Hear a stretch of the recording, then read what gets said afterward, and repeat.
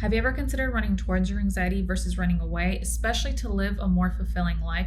Watch today's video where I'm going to go through this concept of exposure, exposing yourself to your anxiety, not just for the sake of it, but in order to really expand your life, live a life that really feels important to you.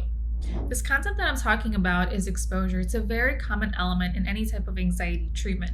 Now, I think when people hear the word exposure, there's some misconceptions, or even maybe they've tried it and it hasn't worked out.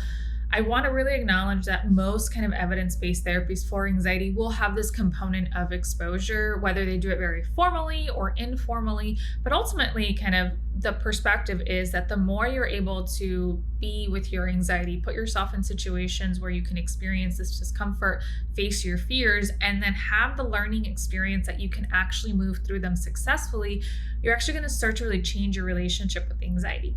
Now, from my lens, because I do really exposure when it comes from this lens of acceptance and commitment therapy, one thing that's really crucial is that I'm not going to encourage you to do exposure just to reduce your anxiety, which might feel counterintuitive, but if you've been here long enough in this Decoding Anxiety series, you've heard me talk about this concept of willingness and this concept that controls the issue. So really, when I'm having a client do any type of exposure exercise, it really has to be tied to their values, right? Hence why the last video we talked about values. We want to know, like, okay, what is this in service of, right? So if we are exposing you to be in a social situation, why does that matter to you, or why is it important to you? There has to be some link for you.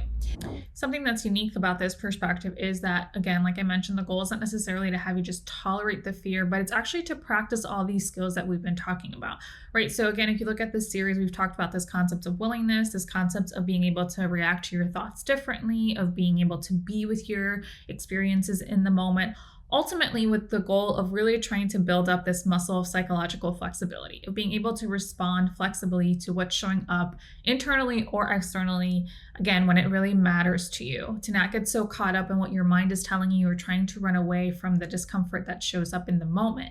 And we're going to practice those skills by having you be put in situations where this discomfort is going to show up. But again, I wouldn't want you to do this like from the get-go. That's why I would want you to build up some skills before you start to practice this exposure, which is really important, whatever those skills are, so that you can kind of start to know, like, okay, when I'm having these thoughts, how can I respond differently to these thoughts? When I'm having this distress showing up physically, how can I respond differently? So you're going to practice using those skills in the moment to really beef up that flexibility.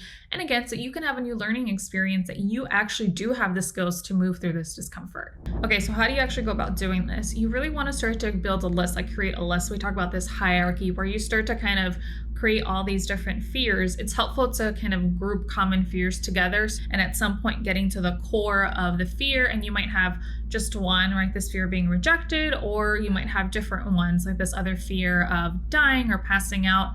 Whatever the case is, you just want to get really clear on what the different fears are and try to group those together. And then you're going to start to think about activities that are likely to bring on these fears. So it's helpful to think about activities that maybe you've been avoiding, things that you're running away from. This also encompasses like any internal experiences, right? Because like we've talked about these different components of anxiety. If you're afraid of public speaking, but ultimately the fear is like you're going to have a panic attack and that you can't move through the discomfort, we're going to practice. I know this might sound hard. We're going to practice bringing on these uncomfortable sensations. So if it's kind of difficulties with like breathing, we're going to try to make you kind of have this sensation of being out of breath so you can practice being with it, right? Again, with a very clear kind of mindset of we're going to have this structured, you're going to try to commit to this amount of time and practice any and all skills to be able to be with it, to move through these experiences. And identify a goal, right? If a goal of yours is to be able to engage in some type of public speaking event, right? Whatever that goal is, you're going to break down that goal to smaller and smaller, like actionable items that you could do. Sometimes it's harder to find like this in between. And so you can vary it by either doing like length of time or difficulty in terms of, is it easier for you to do like a 5-minute speech versus clearly a 30-minute speech? Or is it easier for you to do a speech on a topic that you're really comfortable? It's not even a speech, like for you to talk about your hobby, like something you really enjoy and it's easy and there's no pressure because it's not in a professional setting. That feels really easier. So whatever the case is, I just want you to brainstorm whatever the goal is, trying to see how you can break it down into smaller steps. When you place this on the ladder, I want you to then rate each one, right? So for instance, like doing a public speech is an 8 for me. Going to a conference with other people where I just have to be around them, it's like a 4. Okay, that's fine. That's right. So you're going to then rate it from easiest to hardest, again, making sure you have that sense of what you're tackling. So now you're going to start small and really start to build up this skill. So again, add things that you think are pretty doable that will bring on some discomfort, but that you feel like you can handle it. You might have multiple ladders, again, if you're grouping it based on fear, and you might have to tackle one before you tackle the other one. So for instance, in this public speaking one, maybe you have to get much more comfortable with doing a ladder related to like some of that physical discomfort, right? If you get concerned that you're going to have a panic attack. And so again, you are going to think about different activities that would bring on the physical sensations that you tend to avoid. Practice that. So practice that sensation and practice again when you're actually doing it. What's really, really important, it's like really turning on that willingness switch. So again, so we've talked about this concept of like, are you willing to have this experience, again, really in the service of living your life? So really tapping into that willingness, like, okay, am I willing to have this? Or sometimes this concept of like, okay, if you're going to take a jump or leap of faith, like, I don't care if the leap is just literally 1 inch off the ground versus 20 feet off the ground, right? It's like, it's more about the commitment, like whatever you're committing to, it's like, can you commit to that? So having that like willingness framework in mind, it's going to be helpful. Going in that the goal isn't to get rid of the discomfort or to reduce the anxiety. Because again, in some traditional perspectives, when it comes to exposure, that is the goal. Like, so you are constantly rating that your distress, like, so you're kind of constantly being asked, okay, where's your anxiety now? Is it lower? Is it higher?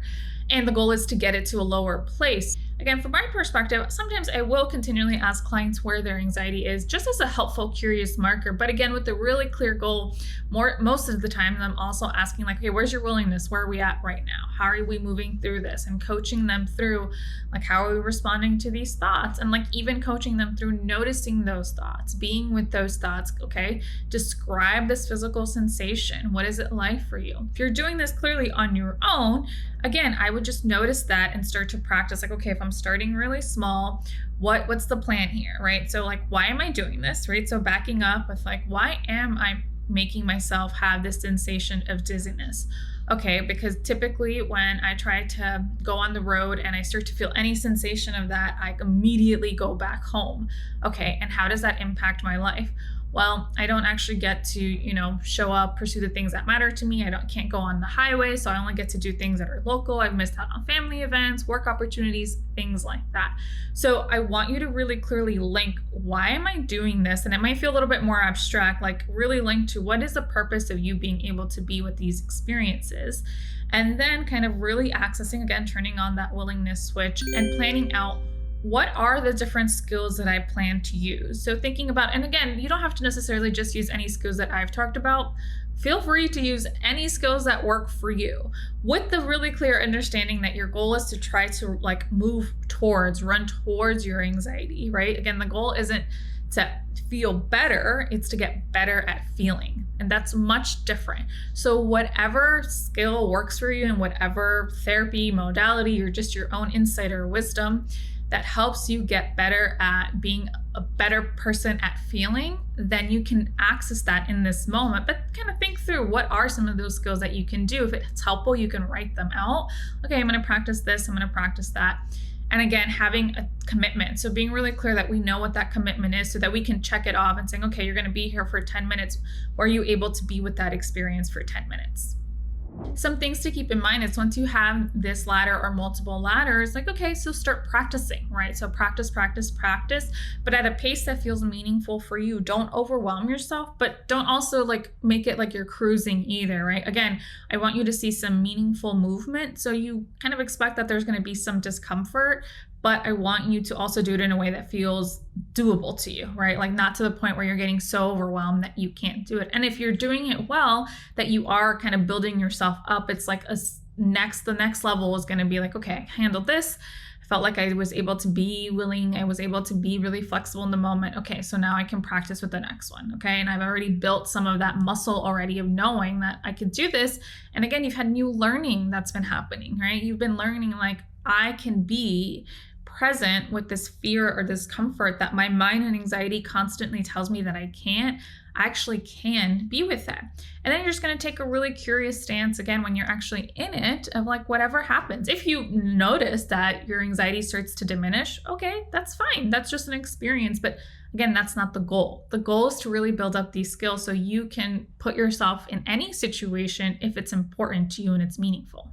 Give me a thumbs up now if this is something you're at least open to giving it a try, right? In your own way, in your own time, that you are at least starting to conceptualize and think about, okay, maybe I can do this. Give me a thumbs up now. I know I've shared a lot of information through these series. My goal was to really try to give you a lot of tools and knowledge just in case you are willing and ready to work on your anxiety and you can't work with a therapist, or you haven't, or maybe you haven't, it hasn't worked out. I want you to have any skill or tools that you can move through this. I plan to do one last video in this series just to kind of wrap up, maybe add any additional insights or point you towards kind of other tools or exercises, modalities that might be really helpful for you. And like I always say, I encourage you guys to continue nurturing your mind, body, and soul, whatever that looks like for you. Thanks.